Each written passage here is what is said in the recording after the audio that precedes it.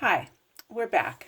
And now we're going to talk some more about early quantum physics. So we've seen Planck's explanation for black body radiation and Einstein's explanations, his photon theory, and his explanations for the photoelectric effect. So a few years after that, in 1911, so it's about 6 years after the photoelectric effect explanation by Einstein, there was a physicist named Rutherford who did a very famous experiment that you've probably heard a lot about in chemistry class. That this is the big experiment that showed us that for an atom, the structure of an atom, that what you actually have is a very, very small, dense, positive core called the nucleus, a lot of empty space, and within that empty space, you have these small negatively charged electrons. And we talk more about that in Canvas, so I won't go into that here. But he's basically famous for the earliest, essentially correct, earliest model of the atom. So now, a few years before that, about 25 years or so before that, in 1885, there was a different physicist named J.J. Balmer. And he had been playing around with looking at hydrogen gas and exciting hydrogen gas with electricity and looking at the different wavelengths of light that are emitted by excited hydrogen gas. And he discovered something really interesting, that you only get very specific wavelengths in the visible range when you excite hydrogen gas. And if you were to try and model those wavelengths or come up with an equation to predict which wavelengths, that you actually get, there is an equation that can predict very accurately which wavelengths you'll see, and it looks something like this. So basically, just to write it in words here, he came up with an equation. This is based on experiment now, not based on theory yet. An equation that predicts the wavelengths, created by excited hydrogen gas.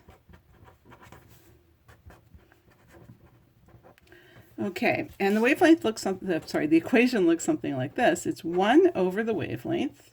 Okay, put lambda next to wavelength here. 1 over the wavelength is equal to a constant, capital R, known as Rydberg's constant, which we'll talk about in a minute.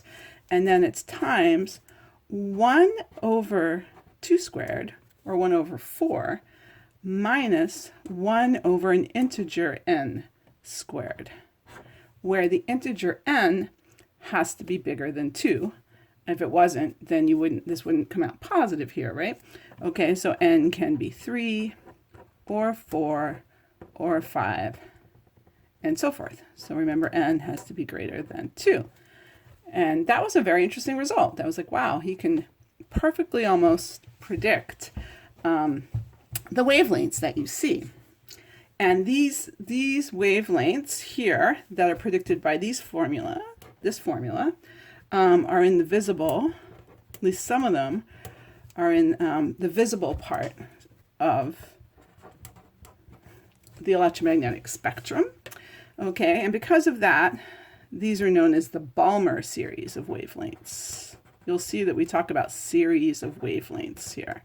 So this is the Balmer series of wavelengths, named after J.J. Balmer.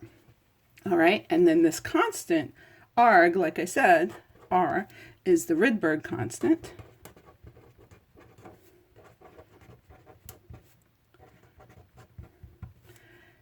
And R is equal to 1.0974 times 10 to the 7th. And notice that because it's 1 over wavelength here, and these are all just numbers that have no units, we need R to have units of 1 over length. So it has units of meters to the minus 1. So it's a large number, but to meters to the minus 1. Okay, So that was interesting. And then not long after Balmer came up with this, other physicists started looking at other parts of the electromagnetic spectrum, and they found that you could predict the wavelengths in other parts of the electromagnetic spectrum, wavelengths being emitted by excited hydrogen. All of these are from excited hydrogen. And the next set of wavelengths is known as the Lyman series. And the Lyman series are in the ultraviolet part, the UV part of the spectrum. And they correspond to this formula. 1 over the wavelength is equal again to our Rydberg constant.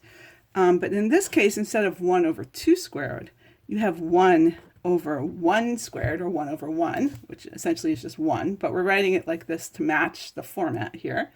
Minus, again, 1 over n squared, where again, n is an integer.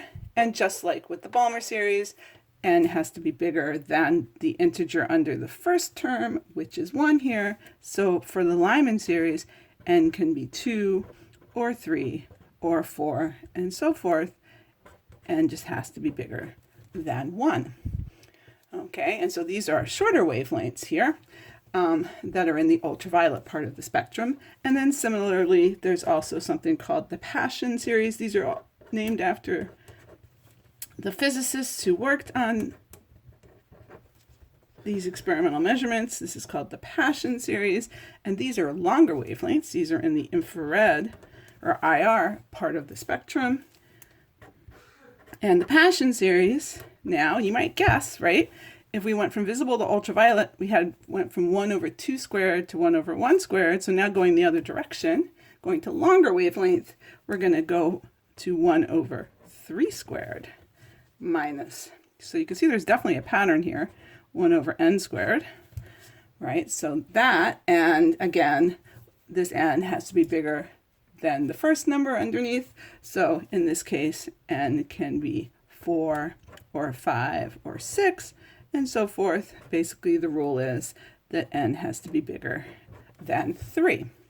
Okay, so this was all very interesting, and they got really great fits to the experimental data, but they didn't really know exactly why you were getting these specific wavelengths and not other wavelengths. So then this was, like I said, about 25 years before Rutherford. Rutherford came along and said, okay, so we have this nucleus and this lots of empty space and these electrons very far away. And the first thing people thought of was, okay, maybe it's like the planets orbiting the sun. So maybe it looks, atoms look something like this. So let's draw a little picture. Okay, so imagine you've got your positive nucleus there. Okay, and you've got a little electron here. Okay, again, not at all to scale here, but, and that it's orbiting around the nucleus like that. Okay, so this is sort of a classical model of the atom. Here.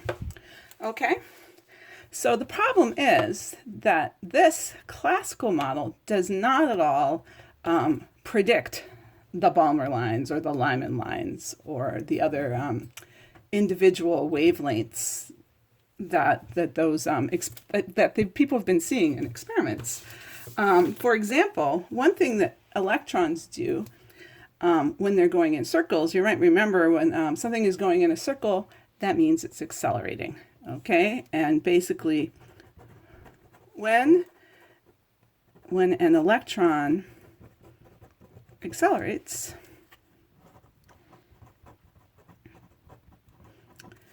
it radiates photons.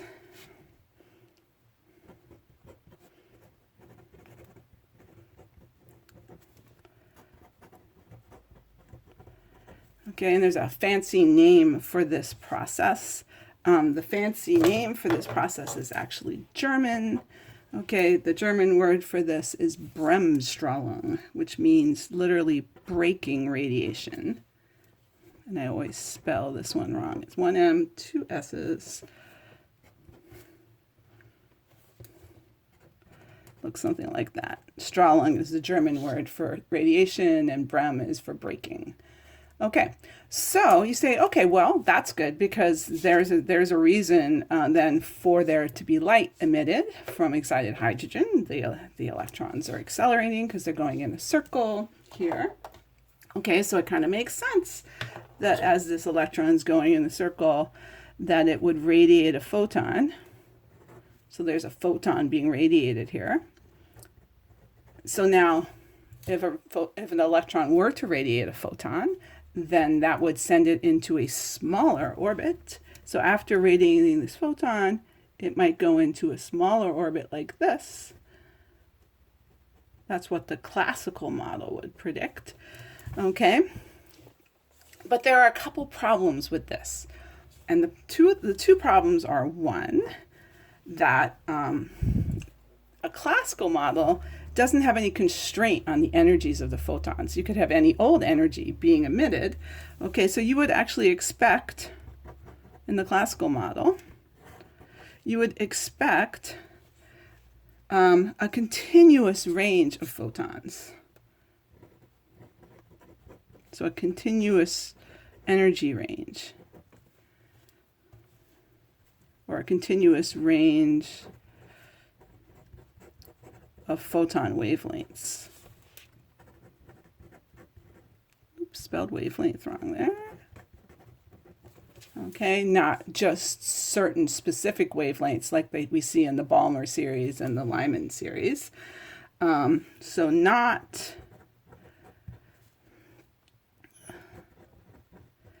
specific wavelengths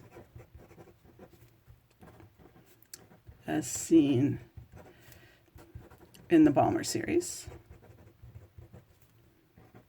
which you'll see pictures of in Canvas, what those specific wavelengths look like.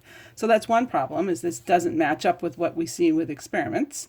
And then the second problem is that if you go back here and think about it, okay, there's nothing to stop this electron from radiating again. So imagine when the electron gets to this point, here's our electron again, okay, and it radiates another photon of some other different wavelength, and then that sends it into a smaller orbit, and it comes around maybe to here, or however, wherever it ends up. Here's our electron, and then what if it radiates another photon? Essentially what will happen is, because it's still accelerating, is that your electron will spiral in and crash into the nucleus like that. That's what the classical model predicts here. Okay, what does that mean? It means, so basically the classical model predicts that atoms would be unstable.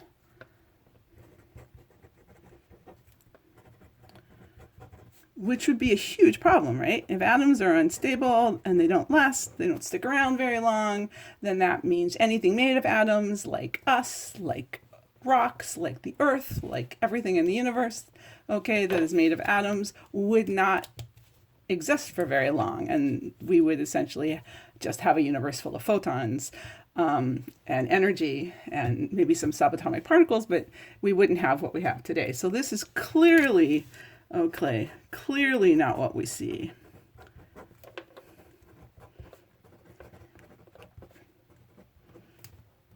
So therefore, the classical model is wrong, okay? That an atom is not a classical system, and you probably know that already, that to correctly understand how an atom works, you have to use quantum mechanics. And so that's what we're going to look at in the next lecture, is how you use quantum mechanics to explain the structure of an atom.